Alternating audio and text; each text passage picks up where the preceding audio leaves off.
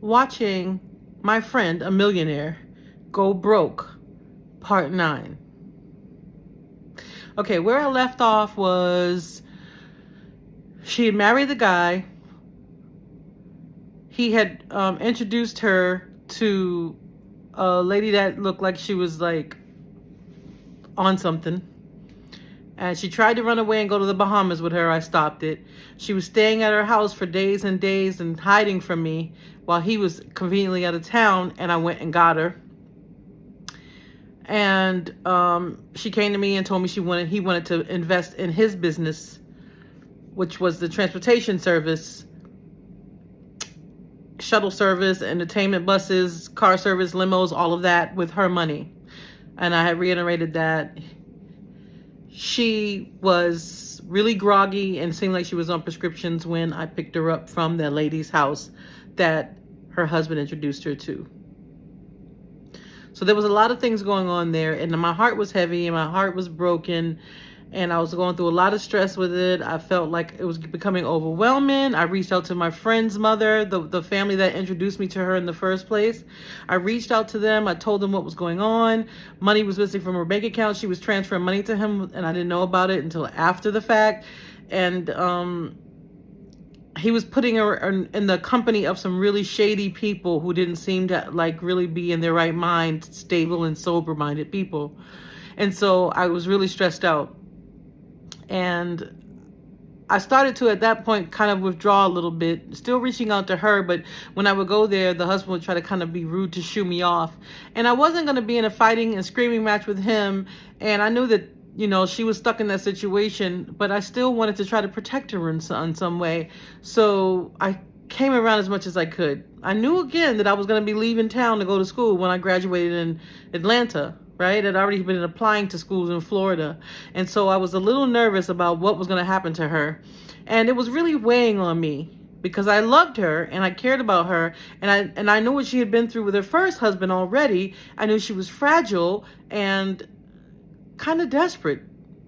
So money doesn't make you, and money doesn't make you like control yourself or feel like you're adequate. A lot of the times there's a lot of insecurities and inadequacies that come along with it because people are usually trying to take from you and not really valuing your worth as a human being. And I valued her worth as a human being. Even though she was a multimillionaire, she was my friend, like my sister, like family to me.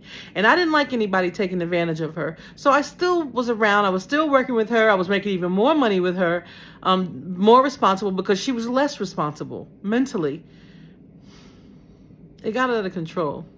So I wasn't there when the initial agreement started. I think I was gone for the weekend, at my house. I had a son. I had to live my life. So I was gone for the weekend. I came in one Monday and started paying her bills. And she had 23 million. Now she went from 40 million when I left to 23 million. About 14 million was transferred to him. And I don't know what happened to the other one. I'm not there to count her money, but I saw that it was about 13 million and something transferred to him.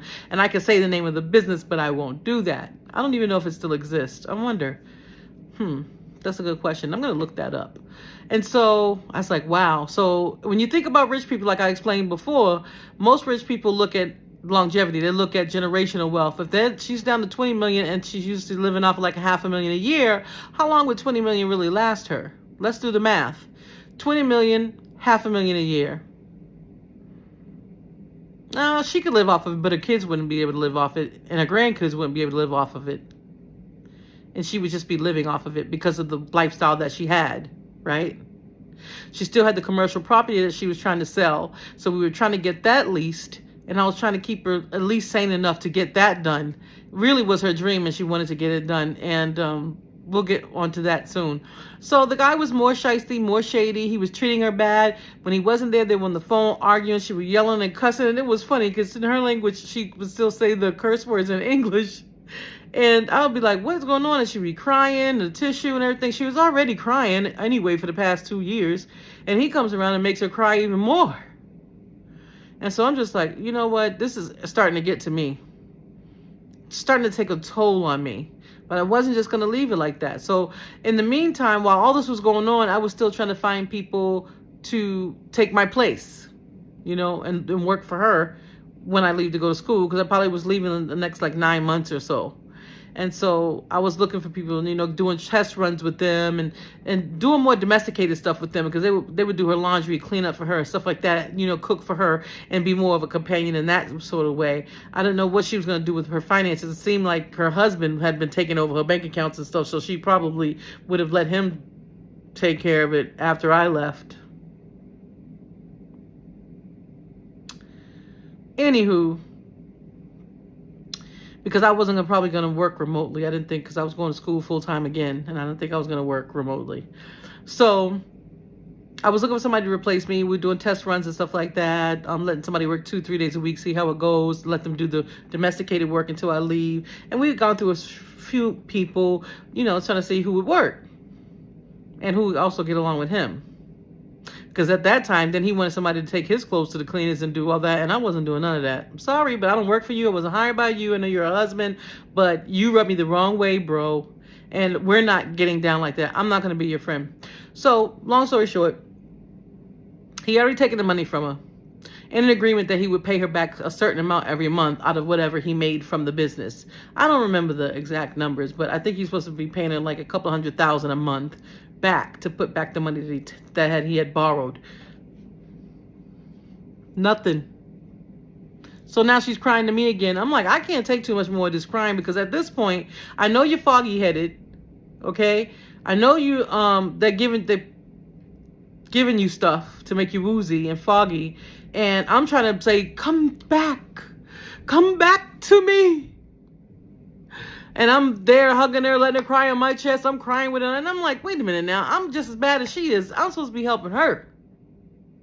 At this time, my friend who had introduced me to her health was really deteriorating more and more. And she was really, really, really ill. Extremely. And that was breaking my heart too. And I had my son and I had school. I was just stressed out along with her. And I was like, she's just doing too much. And so I started to kind of wean my way out a little bit, work my hours, kind of shut the personal time off. When I say, okay, when I leave, then I'm not going to be bothered with this in the middle of the night. She'd be calling my family members, my son, my mother, my brother, everybody looking for me in the middle of the night and everything, like it's an emergency all the time. And I was like, she's making me getting anxious, and this is not okay, and it's getting unhealthy. So I started calling, the people, her community, like the mother, my friend's mother who introduced me to her, and saying, what do I do? Who can I talk to? Who can help me?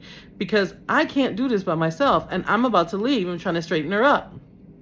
Long story short, I was preparing to leave to go to school. I was still helping her, and her money was going down, down, down. It seemed like every week that I would go back, it'd be a couple $100,000 missing. So I'm just going to let 6 months roll by. He's not paying her back. She's still paying her own bills. He's not paying any of the bills. Nothing.